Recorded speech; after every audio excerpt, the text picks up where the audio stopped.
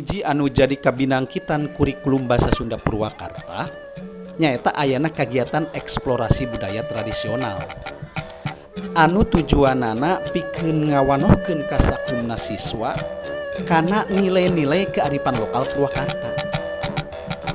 Ngaliwatan ieu kagiatan siswa dipiharep lain wae wanoh kana budayana sorangan tapi oge paham surti kana ajen inajen budaya bangsana salaku ciri identitas jeung jati dirina.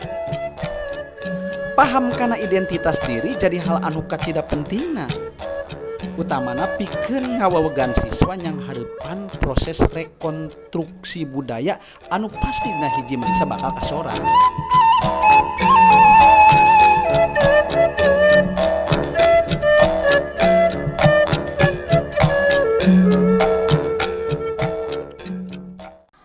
Lembur Atikan Sunda jadi alternatif tempat lumangsungna kelas eksplorasi budaya. Siswa ngaliwatan kagiatan observasi jeung praktik baik aug langsung atau kalibet dina kagiatan budaya jeung tradisi masyarakat pakampungan di Purwakarta.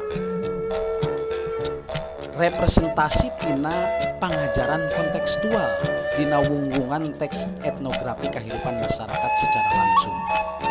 Siswa mika wano, mika dede, tur mika cinta karena budaya bangsana sorangan. Pangajaran basa jeung budaya anu bisa ngahudang karep jeung ngahudang kabungah siswa, malah mandar jadi pengalaman diajar anu bakal napel seumur hirup kusabab petek cuma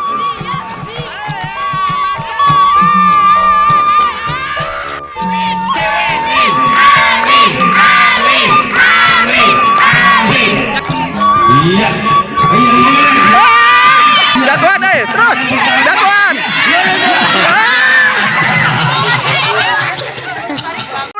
Orang Sunda.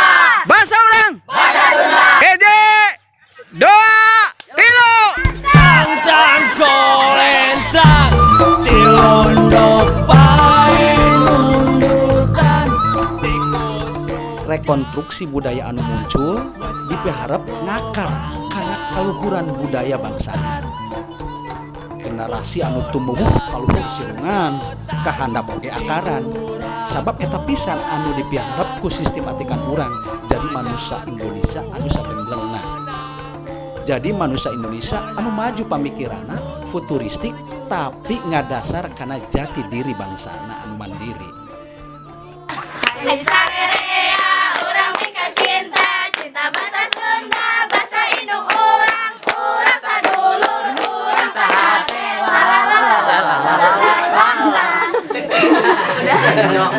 Punten mangga.